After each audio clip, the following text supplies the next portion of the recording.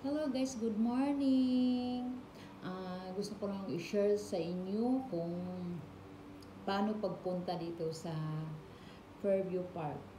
Di ba bukas may yung rides na yung bus na walang driver. So, pag gusto nyo magpunta doon, so, bigyan ko kayo ng tips. Una, magdala kayo ng Hong Kong ID kasi hindi kayo makapasok doon pag walang Hong Kong ID. Pag pag hindi kayo makasakay sa shuttle bus nila. Kasi kung nakasakay sa shuttle bus nila, wala namang problema doon. Pero pag hindi ka makasakay, so mag-MTR ka no.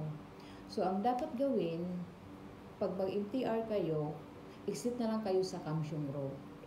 Kam Sheung Road before yung Long Station para hindi na kayo magsakay ng light rail.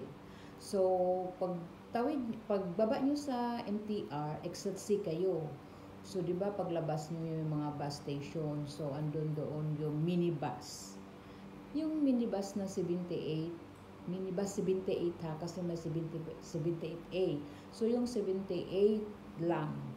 Tapos yun, sakay kayo, tapos sabihin nyo lang Xiaoyi. So, pag ibaba ka ng Xiaoyi, lalakarin nyo na lang doon. Pero medyo malayo siya kasi may mga station, may isa pang babaan na after sa Xiaoyi. Pero hindi ko na alam yun eh. Sa Xiaoyi lang ako eh. Sa Xiaoyi lang ako, tapos nilalakad ko lang. So, pag sa Xiaoyi kayo bababa, magbilibas kayo, talagang magdala kayo ng Hong Kong ID kasi hindi kayo makapasok pag walang Hong Kong ID.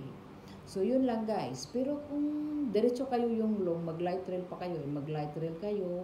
Tapos mayroon naman sila mag-shuttle bus, pwede kayong sumakay. So, pag makasakay kayo, kaso lang, ang alam ko na nasakayan ng shuttle bus nila is yung sa harap ng Jollibee, sa harap dyan, may may sila na sakayan ng shuttle bus nila. So, pwede din gamitin yung octopus mo sa pagbayad sa shuttle bus. So, yun lang guys, ang advice ko, don't forget to bring ID. Kung hindi kayo makasakay ng shuttle bus, mag-minibus lang kayo or ganyan. Tapos, Xiaoyi, bababa kayo ng Xiaoyi. Sabi lang, ibaba kayo ng guard. So, yun lang guys. Sa gustong sumakay bukas sa bus na walang driver. Dito lang yan sa labas namin. Thank you.